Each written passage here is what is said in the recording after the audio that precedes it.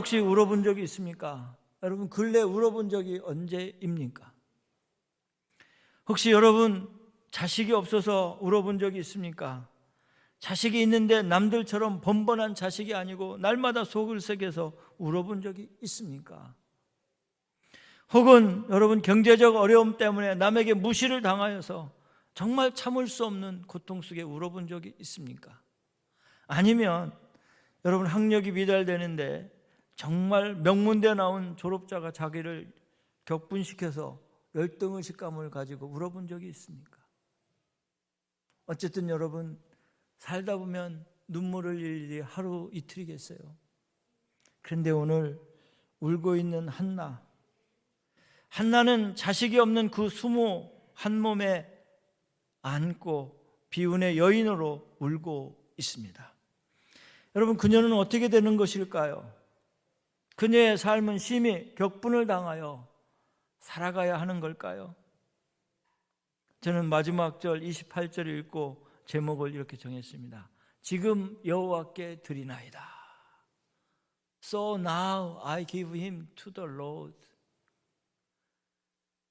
이걸 보면서 야, 한나가 다시 살아났구나, 이걸 여러분 알 수 있을 거예요. 어떻게 한나가 자신의 문제를 풀어갔을까요? 간단하게 말씀을 드리려고 합니다. 첫째는 한나는 자신의 문제를 하나님께 가지고 가서 기도함으로 응답받았다는 사실을 여러분 기억하시기를 바랍니다. 한나는 자식이 없다는 그 한 가지 이유로 미래가 없었습니다. 소망 없이 하루하루 살 수밖에 없었습니다. 그 한나에게 더 괴롭게 하는 것은 또 다른 부인이었던 엘가나의 부인이었던 자기의 라이벌 분인나가 몹시 심히 격동하게 했다는 거예요. 예를 들면 자식도 못 낳는 것이 막 이러면서 괴롭게 했겠죠. 성경에 보면 마음이 괴로워서 심히 통곡하고 기도했다 10절에 기록하고 있습니다. 여러분, 한나는 낙심되어 울면서 음식도 먹지 않았습니다. 엘가나가 음식을 갖다 줘도 입에 대지 않았어요. 그런데 오늘 말씀을 자세히 보니까 10절에 한나가 마음이 괴로워서 여호와께 기도하고 통곡하며 그랬어요. 10절 비춰주세요. 본문 같이 한번 읽겠습니다. 10절 시작. 한나가 마음이 괴로워서 여호와께 기도하고 통곡하며 11절 같이 읽습니다. 서원하여 이르되 만군의 여호와여, 만일 주의 여종의 고통을 돌보시고 나를 기억하여사 주의 여종을 잊지 아니하시고 주의 여종에게 아들을 주시면 내가 그의 평생에 그를 여호와께 드리고 삭도를 그의 머리에 대지 아니하겠나이다. 12절에 보면 한나는 여호와의 앞에서 오래 기도했다 그랬어요. 오래 기도했다, 오랫동안. 15절에 보니까 한나는 하나님 앞에 심령을 쏟아 부으며 기도했다. 자기의 모든 심령을 다 쏟아 부으며 하나님 앞에 부르짖었다는 것이죠. 한나는 자신의 기도가 반드시 응답될 것을 믿고 기도했습니다. 그녀는 기도가 개인 차원이 아니라 이스라엘 역사의 새로운 장을 열 것이라는 확신이 있었습니다. 그도 그럴 것이 한나의 기도는 자신만에 위한 기도가 아니라 자신의 유익만을 위한 기도가 아니라 하나님께 영광을 구하는 기도였습니다. 어떻게 알 수 있냐면 하나님 저에게 아들을 주시면 제가 아들을 하나님 앞에 바치겠습니다. 이것이 바로 하나님을 감동시킨 한나의 기도였습니다. 단지 한나는 아들이 없어서 아들 하나 주세요 그런 기도가 아니었어요. 한나는 알고 있었습니다. 이스라엘이 도탄에 빠진 것을, 실로가 망해가고 있는 것을 한나는 알고 있었습니다. 그는 하나님의 뜻을 받들어 하나님 나라를 회복할 한 사람, 그 한 사람을 아들로 달라고 구했던 것입니다. 1년에 3번씩 장마 성막에 올라갈 때마다 엘리의 두 아들이 하는 짓을 보았어요. 번제단에 드리기 전에 갈고리로 고기를 먼저 뺏어갔던 제사장들, 수막문에서 수종드는 여인들을 동침하는 모습을 보고 들었습니다. 1년에 12지파가 3번씩 올라와서 실로에서 예배를 드려야 되는데 처음에는 너무 기뻐서 다 와서 예배드리고 축제 분위기였는데 농사도 지어야 되고 가축도 키워야 되고 바쁘고 하니까 안 올라오는 거예요. 더 이상 하나님 앞에 예배드려야 되는 그들이 예배를 드리지 않는 거예요. 그것을 목격한 한나는 하나님, 이제는 우리 나라가 회복될 수 있는 지도자를 주시옵소서, 영적인 지도자를 주시옵소서. 그가 내 아들이 되어서 하나님 앞에 올려드리겠습니다. 하나님, 나를 사용하여 주시옵소서. 그렇게 기도했던 것입니다. 한나는 자신을 괴롭게 하는 분인나에게 대적하지 않고 싸우지 않았어요. 그 일로 인하여 남편 엘가나에게 불평하지 않았습니다. 한나는 문제 해결자는 하나님이라는 사실을 깨닫고 그 문제를 하나님께 가지고 나와 하나님께 구했던 것이죠. 결국 기도의 응답은 하나님께서 오늘 1절 19절 보니까 그에게 잉태케 했다 그랬습니다. 엘가나와 동침하니까 그동안 태문을 닫으셨던 하나님께서 그를 잉태케 하셨다. 사랑하는 성도 여러분, 우리가 하나님 앞에 기도할 때 반드시 응답해 주실 것을 믿고 기도하시기를 바랍니다. 그 아들 사무엘은 마지막 사사로서 사울 왕과 다윗 왕을 보필하면서 이스라엘에 무너져가는 영적인 것을 다시 회복시켰던 사람인 줄 믿으시기를 바랍니다. 사무엘은 실로의 성막에 살던 엘리 제사장에게 바쳐져서 성장했고 자라서 그곳에서 하나님의 말씀을 직접 전하는 하나님의 사람이 되었습니다. 실로의 사진을 볼 수 없습니까? 사진을 볼 수 있으면 좋은데 실로에 가면요, 맨 위에 전망대가 있습니다. 저렇게 성막을 실로에다 지었던 거예요. 그 밑에 사진 보여주세요. 지금 그 성막터가 있던 장소, 지금 지형의 모습입니다. 수많은 사람들이 발굴을 해가지고 그 성막터를 다시 재발굴하는 사진이죠. 다음. 저곳이 그 성막터가 있었던 곳이다. 이렇게 사람들이 보고 있습니다. 다음. 저 성막을 저렇게 지었던 거죠. 번제단, 물두멍, 촛대, 그리고 지성소. 저것이 성막의 모형이었습니다. 그 영화관에 가면 맨 위에 전망대에서 영화를 보여주는데 잊을 수 없는 장면이 기록이 보이는데요, 성막이 막 불이 탑니다. 마지막에 블레셋이 와서 성막을 다 불태워요. 그리고 사무엘이 보찜을 쥐고 떠나는 뒷모습이 딱 보여요. 그걸 보면서 이제는 실로에 희망이 없다는 거예요. 하나님 앞에 예배드리지 않는 모습, 그리고 도탄에 빠진 그 모습을 뒤로 한 채 사무엘은 그곳을 떠납니다. 하나님의 촛대가 옮겨졌다는 것이죠. 결국 40년 만에 법궤는 이스라엘에 돌아오긴 하는데 실로에는 돌아오지 않고 다윗이 예루살렘 성으로 다시 가져옵니다. 한나는 기도로서 하나님의 사자인 사무엘을 잉태하여 낳았다는 사실을 기억하시기를 바랍니다.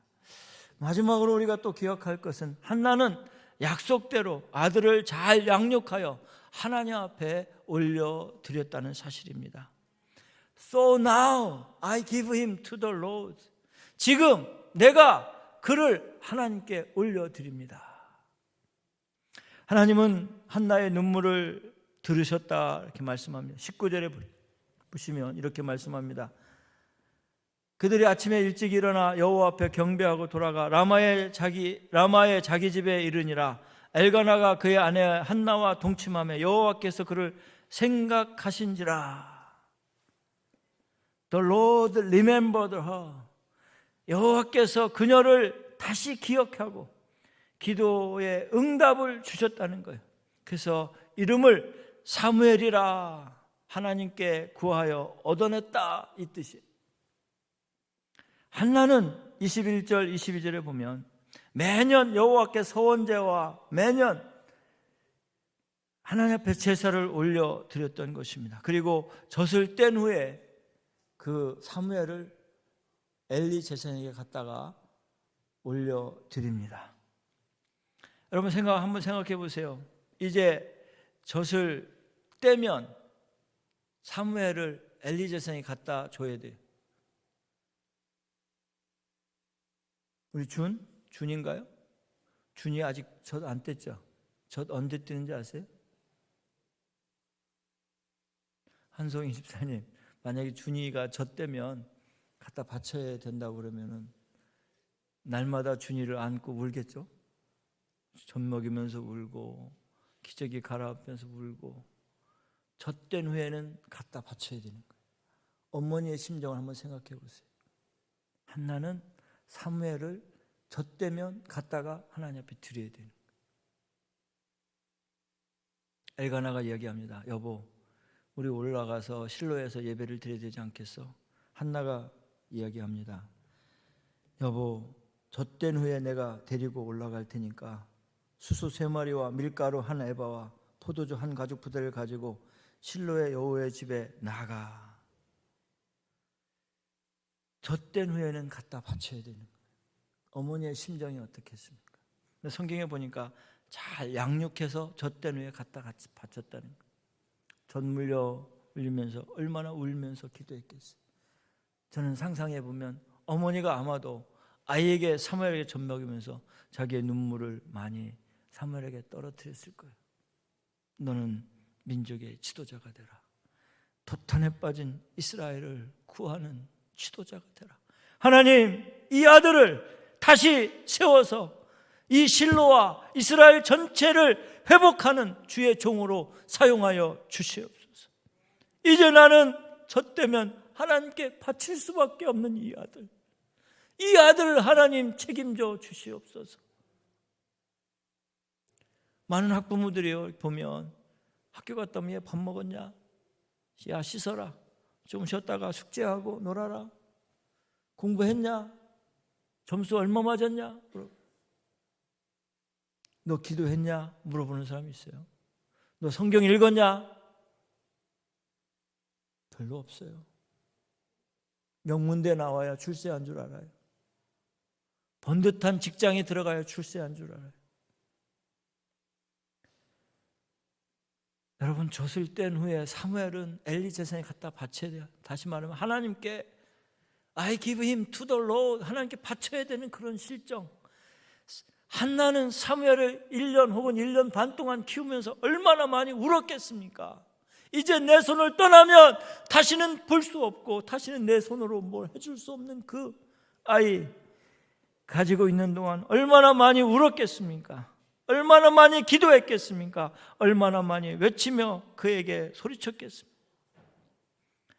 선배 목사님이 설교 시간에 그런 말씀을 하시더라고요. 어느 LA 지역에 장로님 한 분이 계셨는데 헐레벌떡 담임 목사님한테 왔다는 거예요. 목사님 큰일 났습니다. 왜요?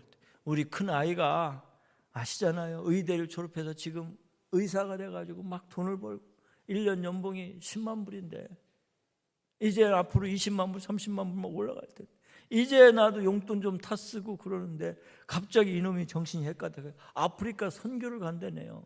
목사님 가서 좀 말려주세요. 아이 선교사님들 오면 막 잘했다고 막 밥도 대접하고 막 이런 장로님이 갑자기 이렇게. 그래서 목사님이 장로님 일로 오세요. 손잡고 기도했대요. 하나님, 우리 장로님 큰아들이 잘 자라 선교를 간다니 참 감사합니다. 둘째 아들이 있는데 둘째도 가게 해주십시오. 그랬더니 장로님 막 손을 놓더니 고개를 갸우뚱갸우뚱 흘리면서 가갔다는 거예요. 겉과 속이 다른 우리의 모습. 여러분, 선교사로 나가면 하나님 앞에 드려지는 거 아니겠어요? 근데 내 아들은 절대 안 된다. 내 아들이 고생하는 거 못 보겠고 내 아들이 정말 좋은 세상에서 좀 누리며 사는 것도 보고 싶고, 한나에게는 왜 그런 마음이 없겠습니까? 한나는 약속했어요. 내가 젖된 후에 드리겠습니다. 그리고 정확하게 그 약속을 지키는 걸 볼 수 있어요. 여러분, 하나님 앞에 혹시 약속하고 지키지 못하는 거 있어요? 취직만 해서요. 하나님 취직만 시켜주면 제가 첫 달에 받은 거 다 드리겠습니다. 11조 잘 드리겠습니다. 직장 생활을 하다 보니까 옷도 사 입어야 되고 교통비도 있고 회식비도 있고, 아이고 11조도 제대로 못 드리는 거예요. 내가 가게 잘 정리되고 집 잘 정리되면 주님 제가 감사헌금도 드리고 11조 드리겠습니다. 11조가 엄청 많네. 아, 이걸 어떻게 드려? 약속을 안 지키더라고. 집한 지가 3년 되고 4년 됐는데도 안 드리, 인때까지 안 드려. 인때까지 지금 고민하고 있는 것 같아. 여러분, 하나님 앞에 약속하고 지키지 못하는 게 얼마나 많습니까? 하나님 저에게 몸만 줘보세요. 제가 다 하겠습니다. 약속 못 지켜요. 특별히 여러분, 아들 주겠다는 그 약속, 하나님 그때는 제가 헷가닥했나 봐요. 아기를 너무 갖고 싶어서 분인다가 너무 괴롭게 해서 내가 그때는 그랬는데 지금은 아니에요, 이럴 수 있잖아요. 그러나 한나는 정확하게 젖을 떼고 송아지를 끌고 재물을 가지고 밀가루 한 에버와 포도주 한 가죽 부대를 싣고 올라가서 주님 앞에 예배드리며 그 자식을 올려드렸다는 것입니다. So now I give him to the Lord. 여러분, 자식이 있을 때 잘하세요. 혹시 다 장성했다면 그 손자 손녀까지 하나님 말씀으로 키울 수 있기를 바랍니다. 밥 먹었냐, 공부했냐, 이건 세상 사람도 다 아는 거예요. 기도했냐, 말씀 읽었냐, 이건 아무나 할 수 없는 일. 너 오늘 기도했냐, 너 오늘 말씀 읽었냐, 너 하나님의 오늘 음성을 들었느냐, 하나님 뭐라고 그러시대? 하나님 너를 사랑한다고 하시지 않든? 사랑을 하더라. 다 잃어버려도 주님은 잃어버리지 마라. 자식이 지옥 가는데도 아무렇지 않은 사람이 있어요. 자식이 지옥으로 직행하는데도 나는 괜찮다, 나는 아무 근심 없다 와서 소리치는 사람이 있어요. 모세를 이제 갈대 상자에 넣어서 나일강에 내려놓는 요게벳의 심정, 오늘 한나가 사무엘을 드리며 하나님 앞에 드리는 그 심정, 그 심정으로 여러분 자녀들을 잘 양육할 수 있기를 예수님의 이름으로 축원합니다. 이 시대에 소망이 무엇이겠습니까?